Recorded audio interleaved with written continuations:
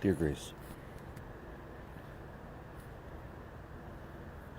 still can't do this live. Eventually I'll be able to. Just the technology reason, not the physical aspect. However,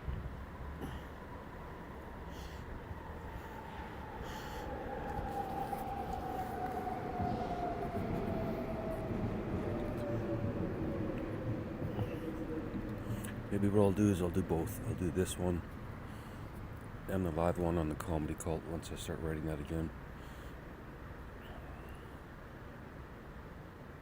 Needed a break, I guess, Grace. However, the good news is, thanks to global English editing, there's lots more lists for me to go through, figure out what type of person I am. We did that Netflix one a couple of weeks ago. I don't know why it's in my feed, but anyway.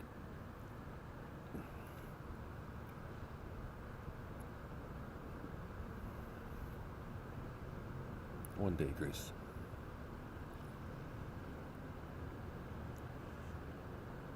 It's going to be another noisy one.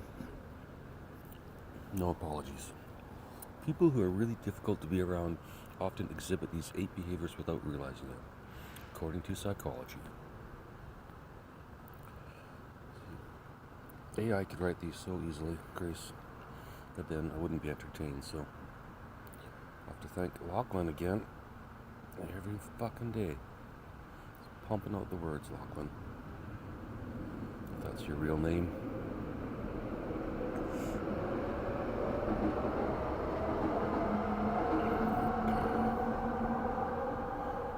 Look at you, Grace. I made up an entire person in my head. How hard would it for AI to make up a Lachlan Brown? I'm just saying, Grace. You ready?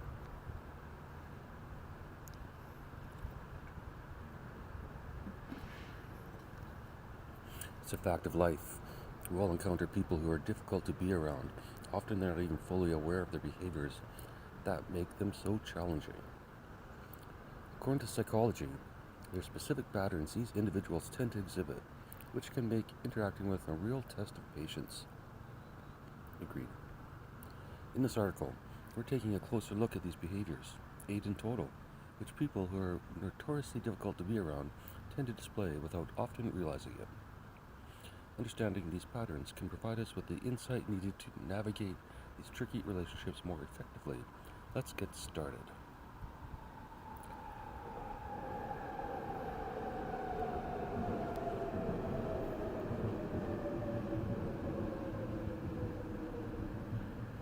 That's why I wear a t-shirt, Grace, that says, I speak fluent sarcasm. And then that way people know that whatever I'm saying is sarcastic, and then they shouldn't take it at face value. So far it hasn't worked. One time with the doctor, other than that, never. People don't read. Oops, that sounds negative. 1. Constant negativity. We all have our days off, but when someone is persistently negative, it can be draining to be around them. Psychology suggests that individuals who are chronically negative tend to view the world through a pessimistic lens, which colors their interactions and relationships. This isn't just about expressing dissatisfaction or venting about bad days. It's a pervasive mindset that can seep into every conversation and interaction. When you're around someone who is constantly negative, it can feel like you're being sucked into a vortex of negativity. This can be exhausting. It can make the person difficult to be around. Let me just figure out why they're being so negative. To me, it seems like that would be the easier thing to do than all this other stuff I was about to suggest. In my opinion, Grace. It's also worth noting that often these individuals may not even realize they're doing it. They might see themselves as simply being realistic or pragmatic without realizing how their negativity impacts those around them. See? Maybe they are just realistic. Understanding this pattern can help us approach these individuals with empathy rather than frustration, and even help them see the impact of their behavior. The impact of their behavior. That's what psychology is really worried about.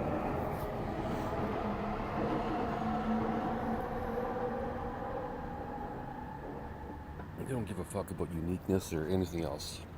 Just how does it make me feel? Boo, I control your feelings. Oops, that sounds overbearing and controlling. I guess I am. Here's something I've personally experienced. People who feel the need to control everything. I had a friend who always had to call the shots. From choosing the restaurant where we could eat to deciding which movie we should watch. It's always about what they wanted.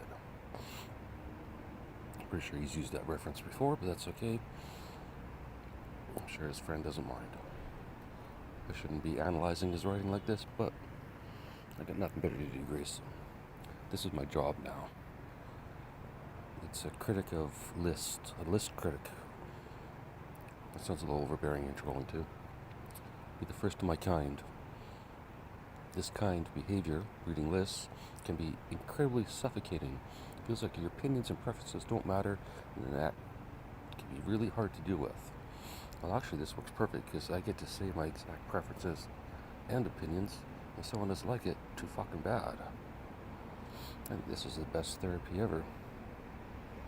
Talk therapy to nobody, or everybody, anonymously. My opinion, Grace. Pretty sure Tabitha agrees with me.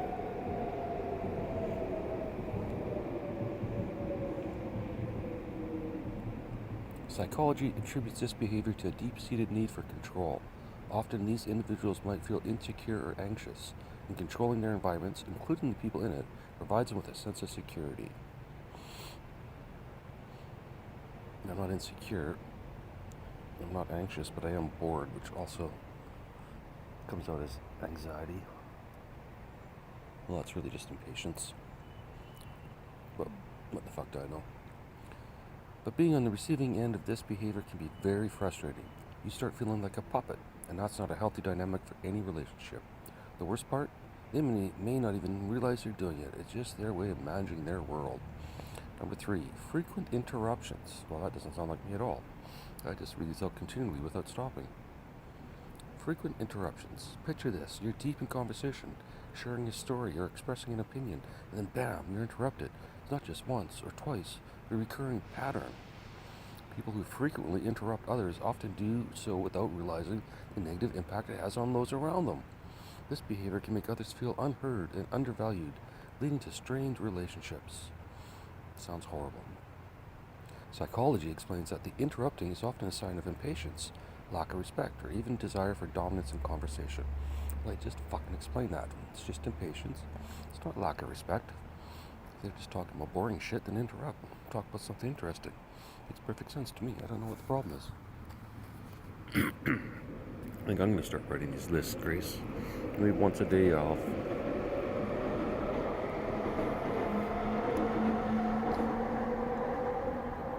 I'll steal David Letterman's idea of the top 10 list, which I've tried before in the past. Never could do consistently. But I do have an account on one of the AIs now, so maybe I'll... Ooh, I should get the AI to do the top 10 moments from the previous podcast, because these are so exciting. And then I could read that out in the next podcast and then just build it and build it and build it. How does that sound, Grace? Helpful idea? Does that sound overly controlling too? Or non-stop complaining? Which is it, Grace? Dale Carnegie's renowned book, How to Win Friends and Influence People. Maybe I should read that. He emphasizes the importance of effective listening in building strong relationships. Constant interruptions are a clear breach of this principle, making it difficult for meaningful conversations to take place. When you notice somebody constantly breaking into your sentences, it's not just an annoying habit, it's an impediment to effective communication and relationship building. Yeah, that'd be a little annoying. Non-stop complaining. We all know someone like this. No matter what happens, they always seem to have something to complain about. Whether it's the weather, their job, or the traffic on the way to work, these individuals have turned complaining into an art form. True. That's why The Office was a success. According to psychology, chronic complainers often feel a sense of dissatisfaction with their lives. Their constant complaints are a way of externalizing this dissatisfaction. However, this incessant negativity can be very difficult to be around. It can create a toxic environment that leaves you feeling drained and downcast. Yeah, it's called office work. or any work. Often these individuals don't realize the toll their complaining takes on those around them. They might see it as simply expressing their feelings or being honest about their experiences. Well, that would be horrible. Ugh. Don't be honest about your experience. But understanding this behavior can help us be more patient and empathetic when dealing with chronic complainers, and maybe even help them find more constructive ways to express their feelings. Getting drunk. 5. Lack of empathy. There's something profoundly disheartening about interacting with someone who lacks empathy. Empathy, what's that?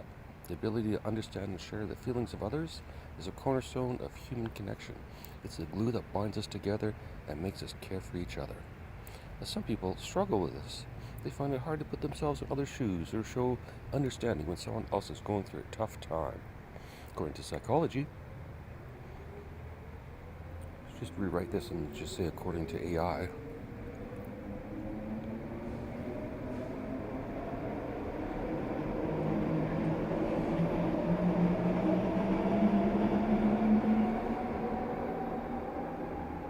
One thing AI is pretty good at is if you copy and paste this in there and say, give me an alternative argument, pretty good at finding it.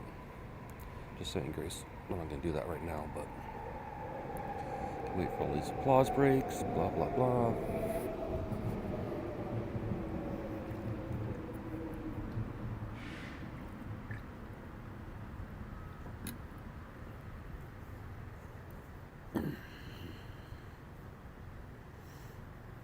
All right. Back to the show. Grace. Must be a snake. Grace. A name like Grace. Dealing with someone who lacks empathy can be deeply frustrating and hurtful. It can feel like you're talking to a brick wall. Your feelings bouncing off without making any impact. I'm sitting in front of a brick wall, Grace. Do you want to see?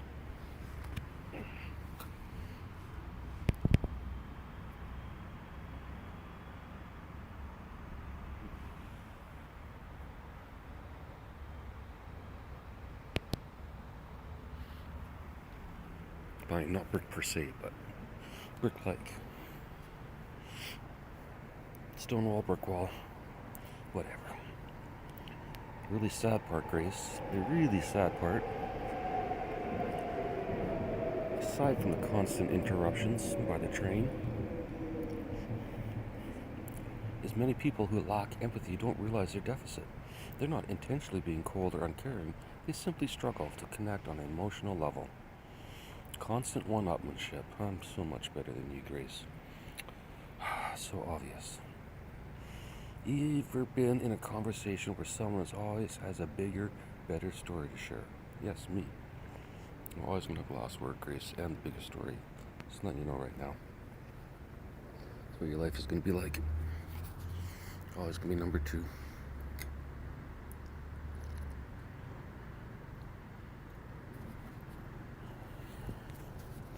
If you can download.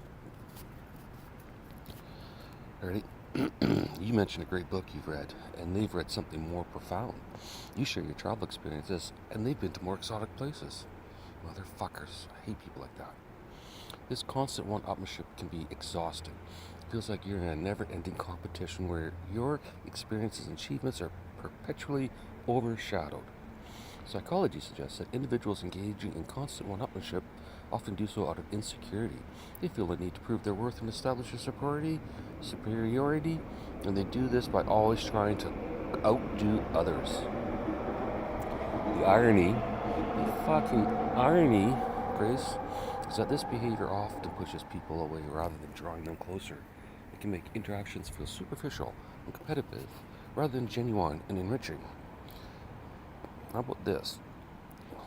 Most of psychology is just talking about how people are not being honest with each other.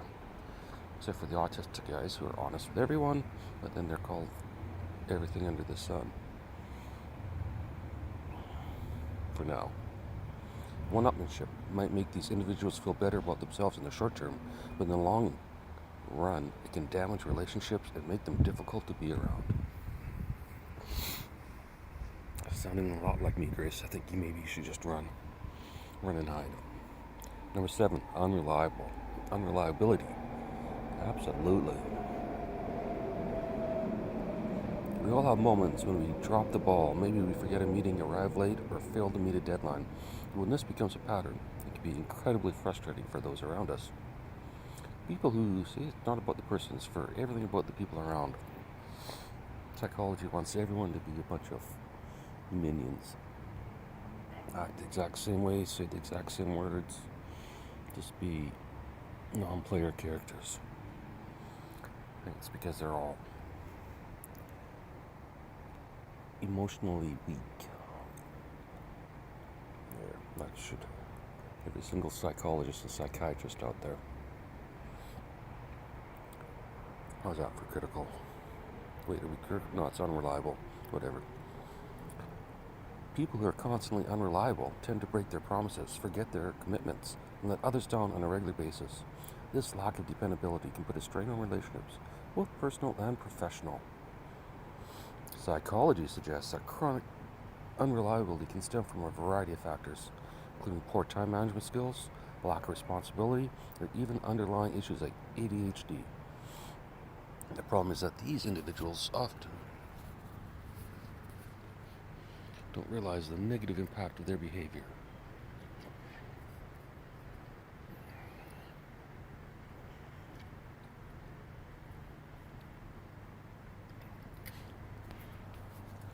The problem is that these individuals often don't realize the negative impact of their behavior.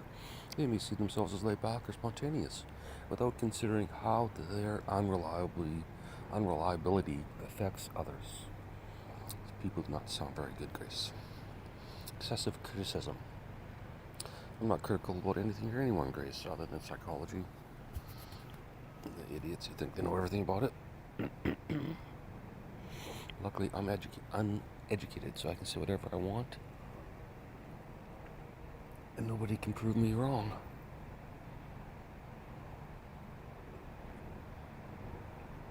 Because if you don't go by their research, they have no proof. Whereas if they had something like Tabitha, which actually gathered all this information and put it together in some sort of professional manner, not sort of the way psychologists do it, however the fuck that is.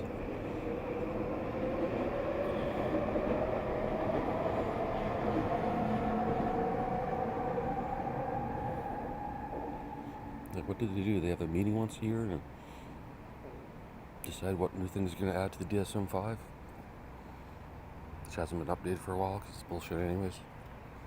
Maybe I do criticize a little bit, Grace, but not much. I wouldn't call that excessive. It's not like I'm calling them a bunch of cunts or anything. That would be excessive. This is just normal criticism. Like, do your fucking job. If it doesn't work, try something new. Think outside the fucking box. How long have people been saying that, Grace? Anyways, lastly, and perhaps most importantly, people who are excessively critical can be very difficult to be around. These individuals have a knack for finding faults in everything, from the food they eat to the people they interact with. Nothing ever seems good enough for them. Psychology suggests that individuals who are overly critical often struggle with their own self-esteem. They project their insecurities onto others, using criticism as a defense mechanism. Maybe it's my fault, not the psychologist's fault, that they're not doing what they should be doing. This behavior can be extremely destructive. It can erode self. Oh, motherfucker.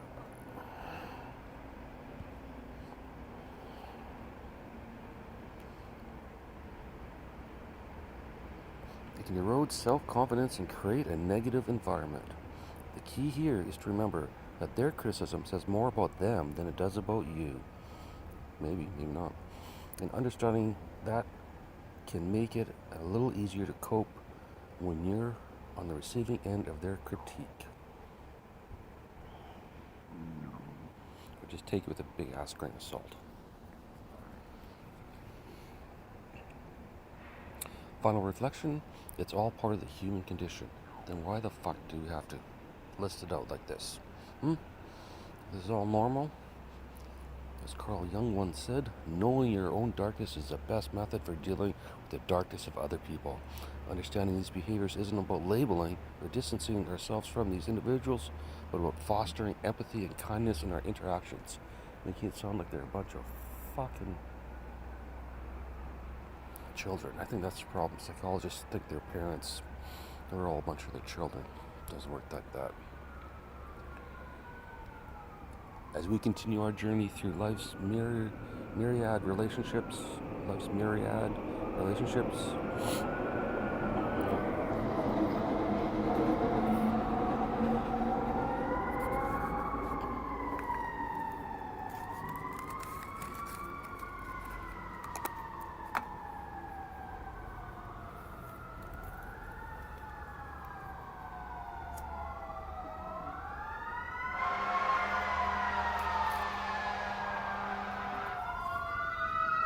big ass applause break.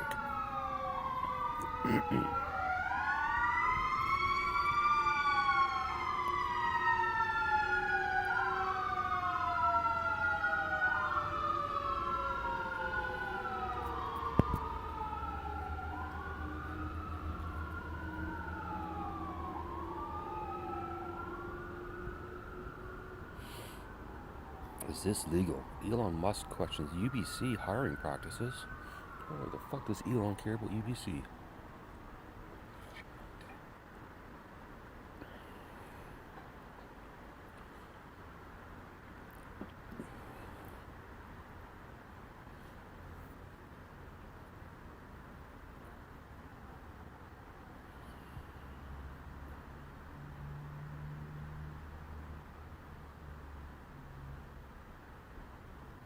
Yeah, it sounds like racism. The job's out there, everyone should have a chance to apply. Just my opinion, Grace. Of course, I'm highly opinionated according that people are difficult to be around, so. How mirrors and photos modify your self-perception. Interesting. ICBC ordered to pay $15,000 each to members of households that had data breached. Ooh. Should check and see if my data was breached. Might be able to get 15 grand.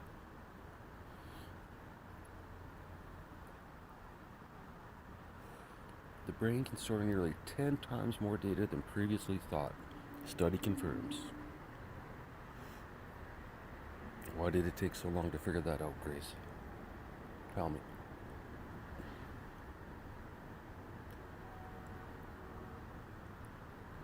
Surely there's people out there with photographic memories and whatnot that could have proven that a long time ago, Grace. Know your source. Rage Tool unveils ChatGPT sources. 3 high-income skills you can learn for free in 2024. A new way to read the crystal ball for your relationship. I think we better do this, Grace.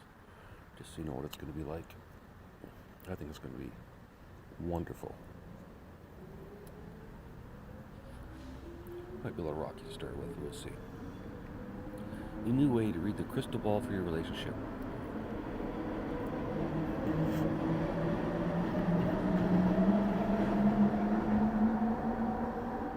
I should ask the AI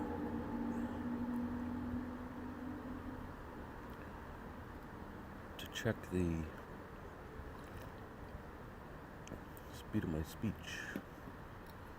And there's no applause breaks. Make a note, Grace. Alright.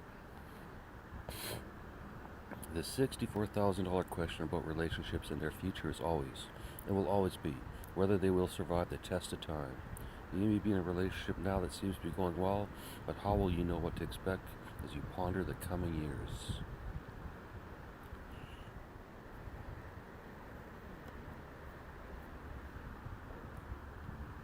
The considered wisdom in relationship research is that the initial glow is destined to fail no matter what.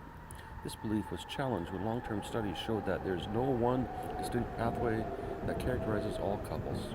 Follow-ups of married couples first studied as newlyweds indicate that whatever a relationship looked like in the early stages will most likely continue as time went by. Disagree. I think you can change anytime, anywhere, any place. See? A new way to look at relationship dynamics. I'm not even going to read it because I already know I'm right. How's that for arrogant? Grace.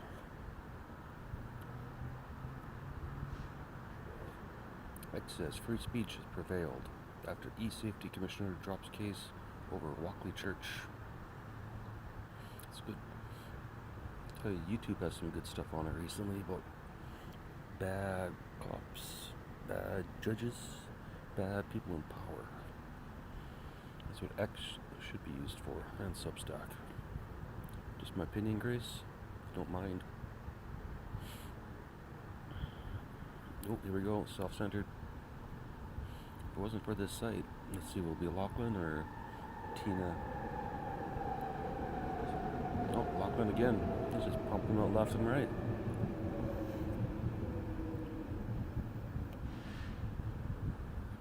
It's almost like he's taking these from somewhere else and rewriting them.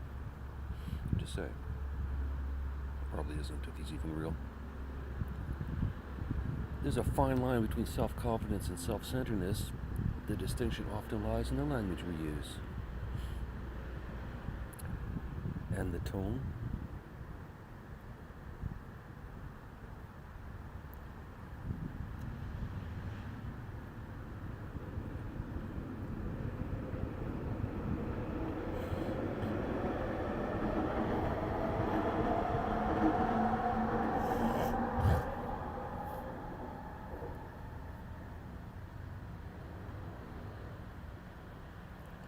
I have to read outside, Grace. I need the fresh air. Fresh air, coffee, and talking, I guess. That's how you wake me up, Grace. Just be careful on that third one. Third one. Known to be a little bit grumpy in the morning sometimes. Don't feel too bad today, though. 17% battery. I have to end this one early, Grace. I'll read faster. Self-centered people have a knack for making everything about them, often without realizing it. Their conversation is peppered with phrases that subtly place them at the center of everything. As a keen observer of human behavior, which I am, Grace, I really am. Watch first, participate second. Rule number 1. Dave's top 10 list today. Stolen from David Letterman. He provided me hours of entertainment for decades. The least I can do is steal his work. It was a sign of respect, of course. Not just because I'm too lazy to do something unique myself.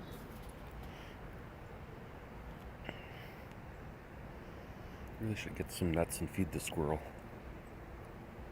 But then I'll feel bad for not feeding the rat. Ready, Grace? Do I have ADHD? Am I slightly distracted? What are we learning here? Oh, self-centered, okay. Blah, blah, blah, blah, blah, blah, blah. It's not about me, not about me, not about me. Let's dive into 10 phrases only self-centered people use according to psychology. Enough about you, let's talk about me. Absolutely. That's why I don't even have anyone else on this podcast, because it would just slow it down. It has to be about me. Enough about you, Grace. Let's talk about me. Now, this might not be said verbatim, but self-centered assholes, individuals, have a unique way of steering conversations back to themselves. It's all about them, their experiences, their achievements. Even when the conversation starts with you or someone else, it inevitably circles back to them. Psychology tells us this is a classic trait of self-centered people. They use language as tools to focus attention on themselves. They're often oblivious to the interests and feelings of others in the conversation. This phrase, or similar versions of it, is a clear indicator of a self-centered mindset. It's a subtle way of saying, I'm more important. When you're in a conversation with MBDD, when you're in a conversation and notice it being redirected towards one person consistently, pay attention. You might be dealing with a self-centered individual.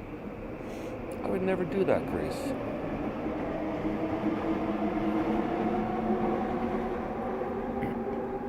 I would never do that. Self-centered individuals often view their actions and decisions as superior to others.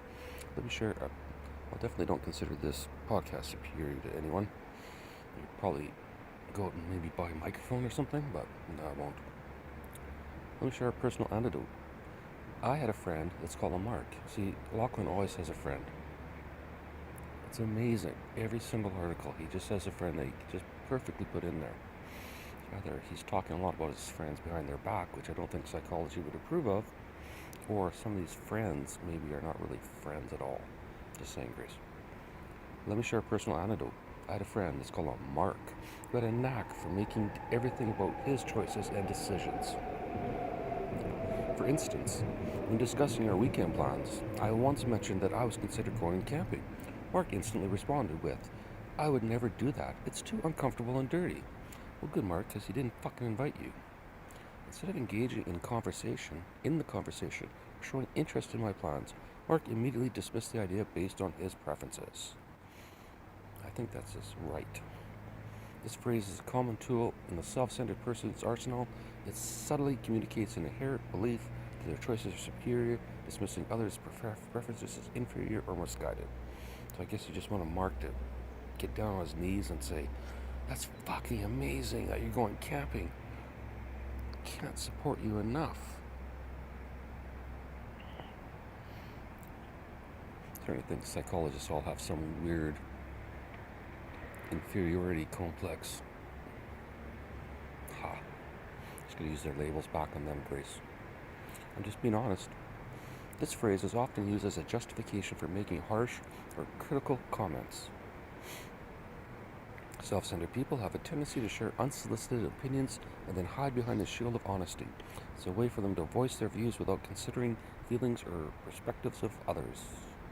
Research in psychology shows that self-centered individuals often struggle with empathy, which can manifest in such blunt communication styles. They might genuinely believe they're just being straightforward, not realizing the impact the words have on others. While honesty is undoubtedly,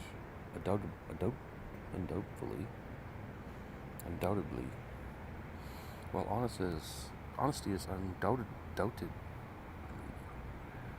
Do you think, Grace? I think this would be easier by now.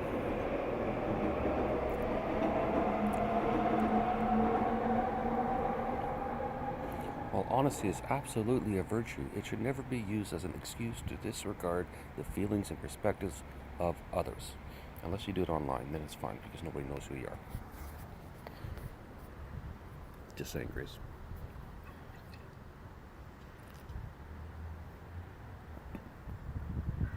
Elon can talk about the UBC, I can talk about anything. Especially since no one's listening. Makes it a lot easier. And it still works. Where are we at? Getting around battery today, Grace. Phone battery. I don't need anyone else. Self-centered individuals often project an image of independence to the extreme. They frequently use phrases like, "I don't need anyone else," or "I can do it by myself." Doesn't sound like me, Grace. This isn't just about self-reliance or independence, two traits which can be quite admirable. Instead, it's a way of asserting their self-importance and dismissive attitude towards the contributions and needs of others. Boy, they really like to turn this shit around, don't they? Instead, it could be a way of asserting their self-importance and dismissive attitude towards control of others. Doesn't mean it is. Possibility. Who knows? In their world, they are a central character and everyone else is merely a supporting role. This phrase underscores their belief that they are fully sufficient and don't require help, support, or input from others.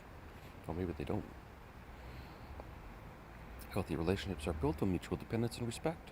This phrase is often a red flag indicating an imbalance in these aspects.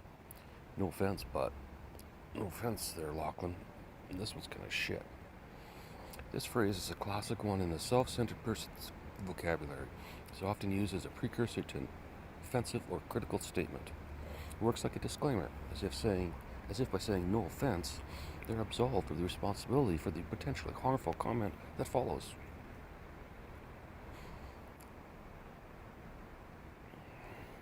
Psychology tells us that this kind of language is a common tactic used by self-centered individuals to express their thoughts without considering the feelings of others. It's a way for them to say what they want without having to deal with the repercussions of their words. When you hear no offense but be prepared, it's often a clear sign that a self-centered statement is coming your way. Be prepared, Grace. Be prepared. You wouldn't understand. This phrase can be quite hurtful. It's a way for self-centered people to put up walls and create distance.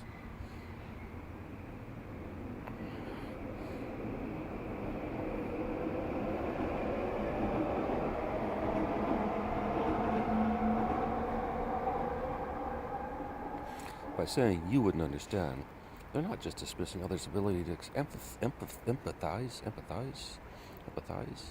but also placing their experience and emotions above everyone else's.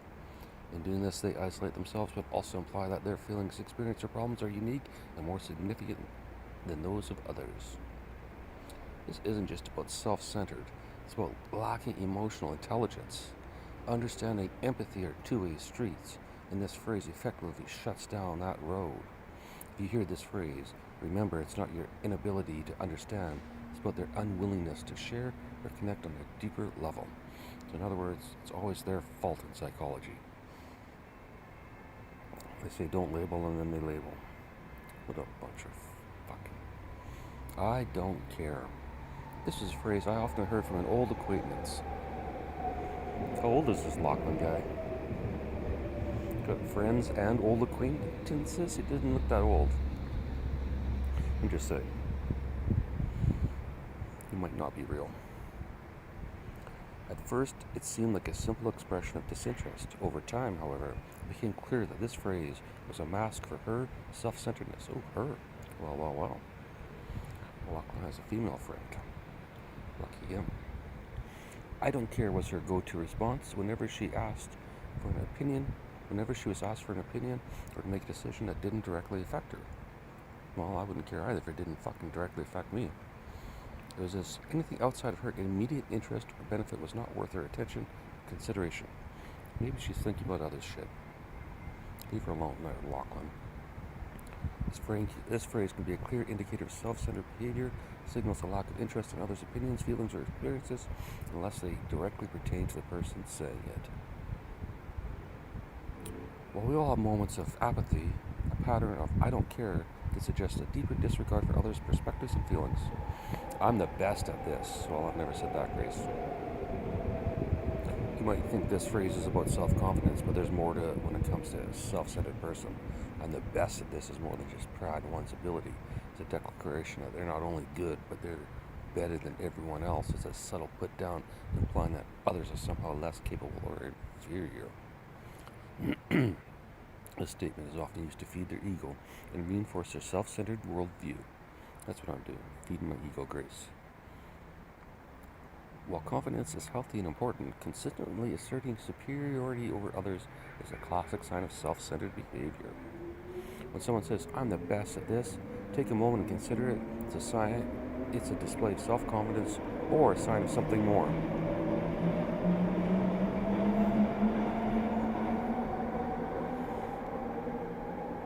Why is this always happening to me? You ever notice how some individuals have a knack for making every situation about them? This phrase is a perfect example of that.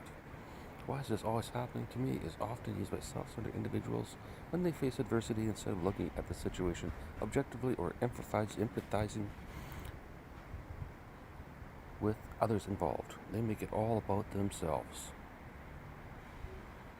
This phrase indicates a self-centered perspective and a lack of awareness or concern for others.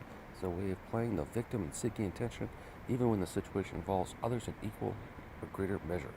Well, he gets a lot out of just one little sentence. Why is this always happening to me? He writes a whole fucking book about it. But enough about you. If there's one phrase that captures the essence of self-centered behavior, it's this one. But enough about you. It's a clear, almost textbook sign of self-centered individuals. It's their way of shifting the focus from others back onto themselves. This phrase is indicative of their primary interest, themselves. It highlights their lack of genuine interest in others' lives or experiences. These guys sound like cunts. In conversations, genuine engagement involves a balance between talking and listening. This phrase disrupts that balance. It's a clear signal that the person you're concerned with. And sorry, you gotta end it, Grace. Dead battery. Talk to you tomorrow.